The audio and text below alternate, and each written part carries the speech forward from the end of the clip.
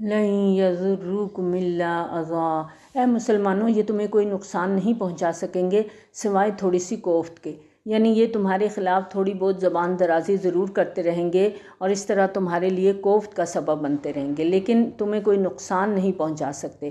وَإِن يُقَاتِلُوكُمْ يُوَلُّوكُمُ الْأَدْبَارَ، اگر یہ تم سے جنگ کریں گے تو پیٹھ دکھا دیں گے، یعنی ان میں تمہارے مقابلے کی جرت ہی نہیں ہے، یہ بزدل ہیں، یہ تمہارے مقابلے میں آئیں گے بھی تو ٹھہر نہیں پائیں گے۔ ثُمَّ لَا يُنصَرُونَ، پھر ان کی مدد نہیں کی جائے گی، یہ ایسے بے بس ہوں گے کہ ان کو کہیں سے بھی مدد نہیں مل سکے گی۔ ضُرِبَتْ عَلَيْهِمُ الذِّلَّةُ أَيْنَمَا ثُقِفُوا، ان کے اوپر ذلت تھوپ دی گئی ہے جہاں کہیں بھی پائے جائیں، إِلَّا بِحَبْلٍ مِّنَ اللَّهِ وَحَبْلٍ مِّنَ النَّاسِ، سوائے اس کے کہ انہیں کسی وقت اللہ کا کوئی سہارا حاصل ہو جائے یا لوگوں کی طرف سے کوئی سہارا مل جائے۔ آج آپ دیکھیں کہ پوری عیسائی دنیا یہودیوں کا سہارا بنی ہوئی ہے۔ اسرائیل اپنے بل پر نہیں بلکہ عیسائی دنیا کی پشت پناہی کی وجہ سے قائم ہے۔ خلیج کی جنگ میں اتحادی افواج کے کمانڈر ان چیف نے صاف کہہ دیا تھا کہ ساری جنگ ہم نے اسرائیل کے تحفظ کے لیے لڑی ہے، یعنی جتنی بھی خون ریزی ہوئی اس میں صرف اسرائیل کے تحفظ پیش نظر تھا۔ وَبَاءُوا بِغَضَبٍ مِّنَ اللَّهِ، اور یہ اللہ تعالیٰ کے غضب کے مستحق ہو گئے۔ وَضُرِبَتْ عَلَيْهِمُ الْمَسْكَنَةُ، اور ان کے اوپر کم ہمتی مسلط کر دی گئی۔ ذَلِكَ بِأَنَّهُمْ كَانُوا يَكْفُرُونَ بِآيَاتِ اللَّهِ، اور یہ اس لیے ہوا کہ یہ اللہ تعالیٰ کی آیات کا انکار کرتے رہے۔ وَيَقْتُلُونَ الْأَنبِيَاءَ بِغَيْرِ حَقٍّ، اور انبیاء علیہم السلام کو ناحق قتل کرتے رہے۔ ذَلِكَ بِمَا عَصَوْا وَكَانُوا يَعْتَدُونَ، اور یہ اس لیے ہوا کہ انہوں نے نافرمانی کی روش اختیار کی اور حدود سے تجاوز کرتے رہے۔ لیسوا سواء، یہ سب کے سب برابر نہیں ہیں، یعنی ان میں اچھے لوگ بھی ہیں برے لوگ بھی ہیں۔ من اہل الکتاب امۃ قائمۃ یتلون آیات اللہ آناء اللیل وہم یسجدون، اہل کتاب میں ایسے لوگ بھی ہیں جو سیدھے راستے پر قائم ہیں، رات کے اوقات میں اللہ کی آیات کی تلاوت کرتے ہیں اور سجدہ کرتے ہیں۔ اور رسول اللہ صلی اللہ علیہ وآلہ وسلم کے زمانے میں خاص طور پر عیسائی راہبوں کی کثیر تعداد اس کردار کی حامل تھی۔ ان میں ایک بحیرہ راہب بھی تھا جس نے نبی صلی اللہ علیہ وآلہ وسلم کو بچپن میں ہی پہچان لیا تھا۔ دوسری طرف یہود میں صرف اکا دکا لوگ اس طرح کے باقی تھے، مجموعی طور پہ ان میں یہ کردار ختم ہو چکا تھا۔ یؤمنون باللہ والیوم الآخر، وہ ایمان رکھتے ہیں اللہ پر اور یوم آخرت پر۔ ویأمرون بالمعروف وینہون عن المنکر، اور نیکی کا حکم دیتے ہیں اور برائی سے روکتے ہیں۔ ویسارعون فی الخیرات، اور نیکیوں میں ایک دوسرے سے آگے نکلنے کی کوشش کرتے ہیں۔ وأولئک من الصالحین، اور یقیناً یہ لوگ صالحین میں سے ہیں۔ وَمَن يَفْعَلُ مِنْ خَيْرٍ فَلَن يُكْفَرُوهُ، جو خیر بھی یہ کریں گے تو اس کی ناقدری نہیں کی جائے گی۔ وَاللَّهُ عَلِيمٌ بِالْمُتَّقِينَ، اور اللہ ایسے متقی لوگوں سے خوب واقف ہے۔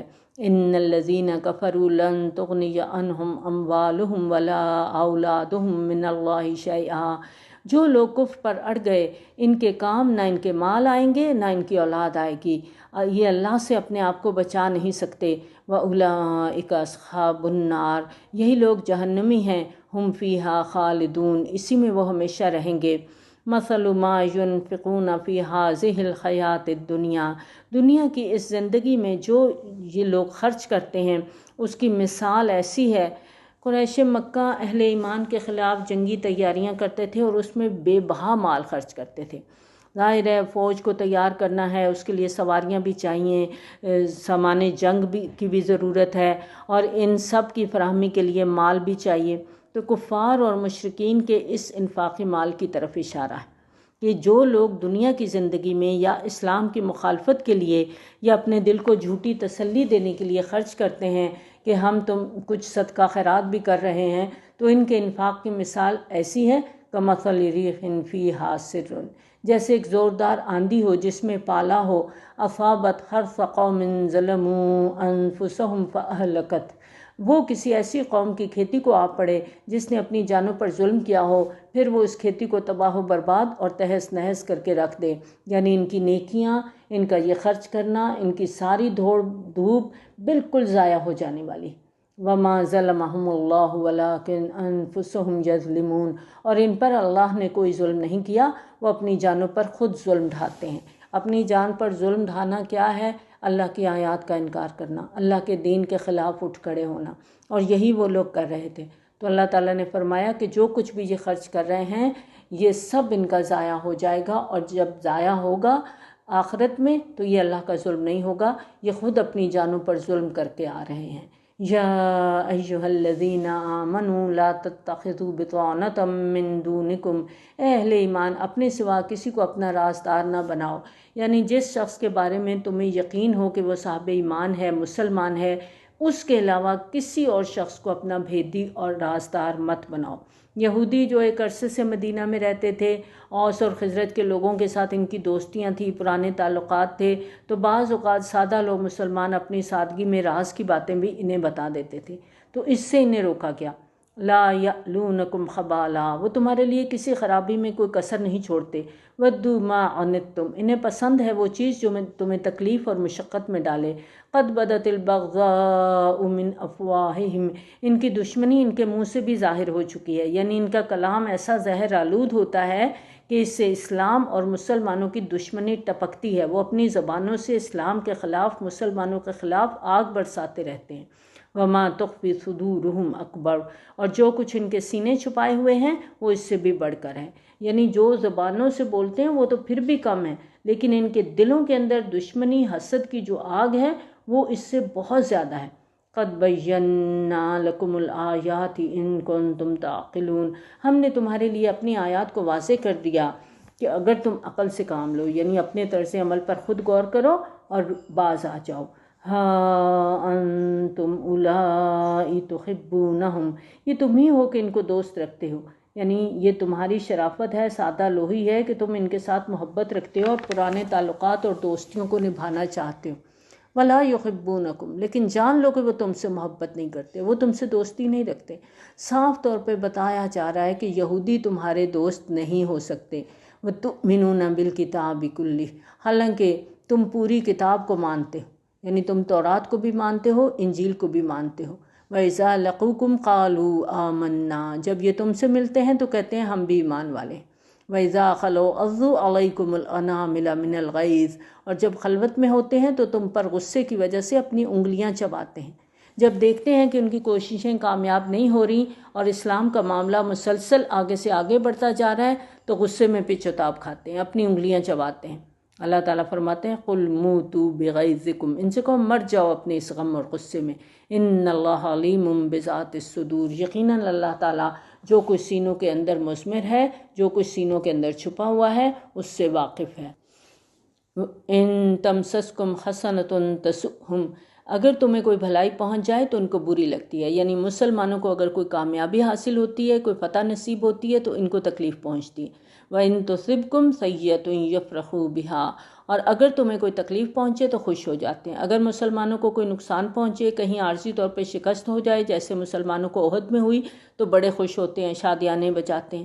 وَإِن تَصْبِرُوا وَتَتَّقُوا لَا يَضُرُّكُمْ كَيْدُهُمْ شَيْئًا، لیکن اگر تم صبر کرتے رہو اور تقویٰ کی روش اختیار کیے رہو تو ان کی یہ ساری چالیں تمہیں کوئی مستقل نقصان نہیں پہنچا سکیں گی۔ سورۃ بقرہ میں آیا وَاسْتَعِینُوا بِالصَّبْرِ وَالصَّلَاحِ، اور یہاں پر صلاح کی جگہ تقویٰ کا لفظ آ گیا کہ اگر تم صبر اور تقویٰ کا دامن تھامے رکھو گے تو ان کی ساری سازشیں ناکام ہو جائیں گی۔ ان اللہ بما یعملون محیط، اور جو کچھ یہ کر رہے ہیں یقیناً اللہ تعالیٰ اس کا احاطہ کیے ہوئے ہیں۔ یہ اللہ تعالیٰ کے دائرے سے، اللہ تعالیٰ کی طے کردہ حدود سے آگے نہیں نکل سکتے۔ ان کی ساری اچھل کود، ساری سازشیں اسی حد کے اندر رہیں گی۔ چنانچہ اللہ تعالیٰ ضمانت دے رہے ہیں مسلمانوں کو کہ یہ کبھی بھی تمہیں کوئی مستقل نقصان نہیں پہنچا سکیں گے۔ یہاں سے آگے اب غزوہ احد کے حالات اور واقعات پر تبصرہ کیا جا رہا ہے۔ غزوہ احد شوال 3 ہجری میں پیش آیا، اس سے پہلے رمضان 2 ہجری میں غزوہ بدر پیش آ چکا تھا، یہ ہم آگے سورۃ انفال میں پڑھیں گے۔ اور غزوہ بدر میں اللہ تعالیٰ نے مسلمانوں کو بہت زبردست فتح عطا فرمائی، جبکہ کفار مکہ کو اس میں بہت زیادہ نقصان اٹھانا پڑا۔ ان کے 70 بڑے سردار مارے گئے اور اس میں قریش کے تقریباً تمام بڑے بڑے سردار تھے، بلکہ مکہ کا شاید ہی کوئی گھر ایسا ہو جس کا کوئی فرد غزوہ بدر میں مارا نہ گیا ہو۔ یہی وجہ تھی کہ تمام اہل مکہ کے سینوں میں انتقام کی آگ بھڑک رہی تھی اور ان کے جو انتقامی جذبے تھے وہ لاوے کی طرح کھول رہے تھے۔ चुनाचे 1 साल के अंदर अंदर उन्होंने पूरी तैयारी की, जितना साजो सामान जमा कर सकते थे जमा किया। अबू जहल ग़ज़वा बदर में मारा जा चुका था और अब कुरैश के सबसे बड़े सरदार अबू सुफियान थे। ये उस वक़्त तक मुसलमान नहीं हुए थे। ये 3000 जंगजुओं का लश्कर लेकर मदीना पर इन्होंने चढ़ाई की थी। इस मौका पर नबी सल्लल्लाहु अलैहि वसल्लम ने मदीना मुनव्वरा में सहाबा कराम रज़ियल्लाहु तआला अन्हुम से मशवरा फरमाया कि 3000 का लश्कर मदीना पर चढ़ाई करने के लिए आ रहा है, और नबी सल्लल्लाहु अलैहि वसल्लम का अपना रुझान भी इस तरफ था कि इस सूरत हाल में अगर हम मदीना में मैसूर होकर मुकाबला करें तो ज़्यादा बेहतर रहेगा। और अजीब इत्तफाक हुआ कि जो रईसुल मुनाफिकीन था अब्दुल्ला बिन उबई, उसकी भी यही राय थी। लेकिन वो लोग जो बदर के बाद ईमान लाए थे और वो ग़ज़वा बदर में शरीक नहीं हो पाए थे, ख़ास तौर पर नौजवानों की तरफ से ख़ुसूसी जोश व खरोश का मुजाहरा हो रहा था कि हमें मैदान में निकल कर दुश्मन का डट कर मुकाबला करना है, हमें शहादत दरकार है, हमें मौत का कोई डर नहीं है। शहादत है मतलूब व मकसूद मोमिन, न माल गनीमत न किश्वर कुशाई। तो नबी सल्लल्लाहु अलैहि वसल्लम ने उनके जज्बात का लिहाज करते हुए फ़ैसला फरमाया कि दुश्मन का मुकाबला खुले मैदान में किया जाएगा। चुनाचे आप सल्लल्लाहु अलैहि वसल्लम 1000 की नफरी लेकर मदीना से उहद के पहाड़ की तरफ चले, लेकिन रास्ते में अब्दुल्ला बिन उबई अपने 300 आदमियों के साथ ये कहकर वापस चला गया कि हमारी बात नहीं मानी गई तो इस वजह से हम अपनी जानें मुसीबत में नहीं डालेंगे। अब 300 मुनाफिकीन जो थे वो लश्कर में से निकल गए, 700 अफराद बाकी रह गए। इनमें कमज़ोर ईमान वाले भी थे। चुनाचे जब ओहद के दामन में पहुँचे तो मदीना के 2 ख़ानदान बनु हारिसा और बनु सलमा के कदम भी थोड़ी देर के लिए डगमगाए। उन्होंने भी वापस जाना चाहा, लेकिन फिर अल्लाह ताला ने इनको हौसला दिया और इनके कदम जमा दिए। इसके बाद जंग हुई, अल्लाह की तरफ से मदद आई, अल्लाह ताला ने लश्कर इस्लाम को फ़तह दे दी और मुशरिकीन के कदम उखड़ गए। नबी सल्लल्लाहु अलैहि वसल्लम ने जो जंग में हिकमत अमली अपनाई थी उसमें ओहद पहाड़ को अपनी पुश्त पर रखा था और इसके दामन में सफ़बंदी की थी। सामने दुश्मन का लश्कर था, पहाड़ में एक दर्रा था और नबी सल्लल्लाहु अलैहि वसल्लम को ये अंदेशा था कि अगर इस दर्रे से दुश्मन ने हमला कर दिया तो हम 2 तरफ से गोया चक्की के पाटों के दरमियान आ जाएंगे। लिहाजा आप सल्लल्लाहु अलैहि वसल्लम ने इस दर्रे पर हज़रत अब्दुल्ला बिन जुबैर रज़ियल्लाहु तआला अन्हु की इमारत में 50 तीर अंदाज तैनात फरमाए और ने ताकीद फरमाई कि यहाँ से हिलना नहीं है। अगर तुम ये भी देखो कि हमारा गोश्त चीले और कव्वे नोच रहे हैं तब भी अपनी जगह नहीं छोड़नी। लेकिन जब मुसलमानों को फतह हो गई तो दर्रे पर जो मामूर हजरात थे उनके बीच में इख्तिलाफ राय हो गया। उन्होंने अक्सर से कहा कि हमें तो नबी सल्लल्लाहु अलैहि वसल्लम ने जो ताकीद फरमाई थी वो शिकस्त की सूरत में थी, अब तो फतह हो गई है, लिहाजा हमें भी चलकर माल गनीमत जमा करने में बाकी लोगों का साथ देना चाहिए। हज़रत अब्दुल्ला बिन जुबैर रज़ियल्लाहु तआला अन्हु उनके कमांडर थे, वो मना करते रहे कि यहाँ से मत हटो, नबी सल्लल्लाहु अलैहि वसल्लम के हुक्म को याद रखो। लेकिन फिर भी हुआ ये कि 35 अफराद दर्रा छोड़ के चले गए और सिर्फ 15 बाकी रह गए। और खालिद बिन वलीद जो कि उस वक्त तक ईमान नहीं लाए थे, मुशरिकीन की ये घुड़सवार फ़ौज के कमांडर थे, उनकी अकाबी निगाहों ने देख लिया कि मुसलमान लश्कर के अक़ब में दर्रा खाली है।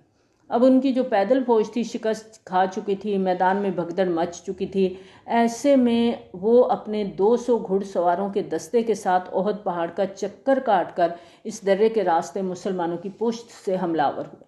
और दर्रे में क्योंकि सिर्फ 15 तीरंदाज थे, अब इनके लिए 200 घुड़सवारों की यलगार को रोकना बिल्कुल मुमकिन नहीं था। तो मुज़ाहमत के दौरान सब के सब शहीद हो गए और इस अचानक हमले से जंग का पांसा पलट गया और मुसलमानों की फतह शिकस्त में बदल गई। और जंग के इस मरहले में 70 सहाबाए कराम रज़ियल्लाहु तआला अन्हुम शहीद हुए और ख़ुद नबी सल्लल्लाहु अलैहि वसल्लम भी ज़ख्मी हुए। आपके जो खौद की कड़ियाँ थीं वो आपके रुखसार में घुस गईं, दंदाने मुबारक भी शहीद हुए, खून इतना बहा कि आप पर बेहोशी तारी हो गई। और इसी असना में ये मशहूर हो गया कि नबी सल्लल्लाहु अलैहि वसल्लम का इंतकाल हो गया है। इससे भी मुसलमानों के हौसले पस्त हो गए। लेकिन बाद में नबी सल्लल्लाहु अलैहि वसल्लम ने लोगों को पुकारा, लोग हिम्मत करके जमा हुए, तब आपने फ़ैसला किया कि इस वक्त पहाड़ पर चढ़कर बचाव कर लिया जाए। चुनाचे तमाम मुसलमानों को लेकर आप कोहे ओहद पर चढ़ गए और इस मौका पर अबू सुफियान और खालिद बिन वलीद के दरमियान भी इख्तिलाफ राय हो गया। खालिद बिन वलीद का कहना था कि हमें पहाड़ पे जाना चाहिए और इन्हें ख़त्म कर देना चाहिए, लेकिन अबू सुफियान हकीकत पसंद शख्स थे, उन्होंने कहा कि वो ऊंचाई पर हैं, वो ऊपर से पत्थर फेंकेंगे, तीर बरसाएंगे, हमारे लिए शदीद जानी नुकसान का अंदेशा है। हमने बदर का बदला ले लिया है, यही काफ़ी है, अब हमें वापस जाना चाहिए। चुनांचे मुशरिकीन वहाँ से वापस चले गए। तो इस पस मंज़र में अब हम इन आयात को पढ़ते हैं। व इज़ गदौत मिन अहलिका तुबव्विउल मुमिनीन मक़ाइद लिलक़िताल। और ए नबी सल्लल्लाहु अलैहि वसल्लम, याद करो जब सुबह को आप अपने घर से निकले थे और मुसलमानों को जंग के मोर्चों में मामूर कर रहे थे। ये ग़ज़वा उहद की सुबह नबी सल्लल्लाहु अलैहि वसल्लम के हज़रत आयशा रज़ियल्लाहु तआला अन्हा के हुजरे से बाहर तशरीफ़ लाने और जंग के मैदान में पहुँचकर मुसलमानों की सफ़बंदी करने का ज़िक्र है कि आप सल्लल्लाहु अलैहि वसल्लम एक एक मोर्चे पर ख़ुद सहाबा कराम रज़ियल्लाहु तआला अन्हुम को मामूर कर रहे थे। वल्लाहु समीउन अलीम, जबकि अल्लाह सब कुछ सुनने वाला जानने वाला है। इज़ हम्मत ताइफ़तानि मिनकुम अन तफ़शला, जबकि तुम में से दो ग्रोह बुज़दिली दिखाने पर आमादा हो गए थे। वल्लाहु वलियुहुमा, हालांकि अल्लाह इनकी पुष्ट पनाह पर था।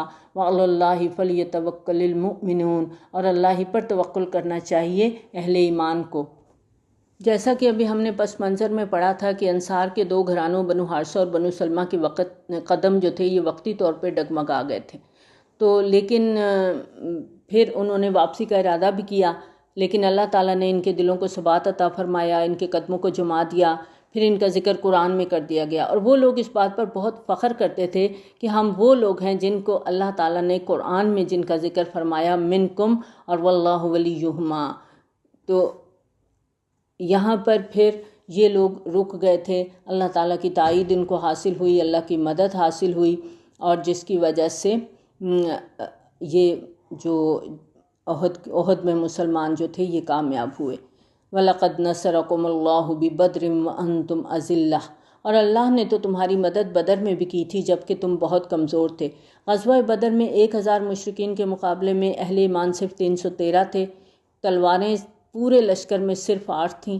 कुफार मक्का के 100 घोड़ों का रसाला था और इस तरफ सिर्फ 2 घोड़े थे। उधर 700 ऊँट थे, इधर 70 ऊँट थे। इस सब के बावजूद अल्लाह की मदद से मुसलमान गालिब आए थे। फत्तकुल्लाह लअल्लकुम तशकुरून, तो अल्लाह का तक़वा इख्तियार करो ताकि तुम अल्लाह का सही मानों में शुक्र अदा कर सको। इज़ तक़ूलु लिलमुमिनीना अलन यकफ़ियकुम अन युमिद्दकुम रब्बुकुम बिसलासति आलाफ़िम मिनल मलाइकति मुनज़लीन। ए नबी सल्लल्लाहु अलैहि वसल्लम, जब आप कह रहे थे अहले ईमान से कि क्या तुम्हारे लिए ये काफ़ी नहीं कि तुम्हारा रब तुम्हारी मदद करे 3000 फरिश्तों से जो आसमान से उतरने वाले होंगे, यानी ऐ मुसलमानों, अगर मुकाबले में 3000 का लश्कर आ गया है तो गम ना करो। मैं तुम्हें खुशखबरी देता हूँ कि अल्लाह ताला तुम्हारी मदद को आसमान से 3000 फरिश्ते भेजेगा। बला इन तस्बिरु व तत्तक़ू व यअतूकुम मिन फ़ौरिहिम हाज़ा, क्यों नहीं, अगर तुम सब्र करोगे और तक़वा की रविश पर रहोगे, और अगर वो फौरी तौर पर तुम पर हमला आवर हो जाएं, युमदिदकुम रब्बुकुम बिखमसति आलाफ़िम मिनल मलाइकति मुसव्विमीन, तो तुम्हारा रब तुम्हारी मदद करेगा 5000 फरिश्तों के ज़रिए से जो निशान ज़दा घोड़ों पर आएंगे। यानी अल्लाह की मदद हर हाल में तुम्हारे साथ होगी।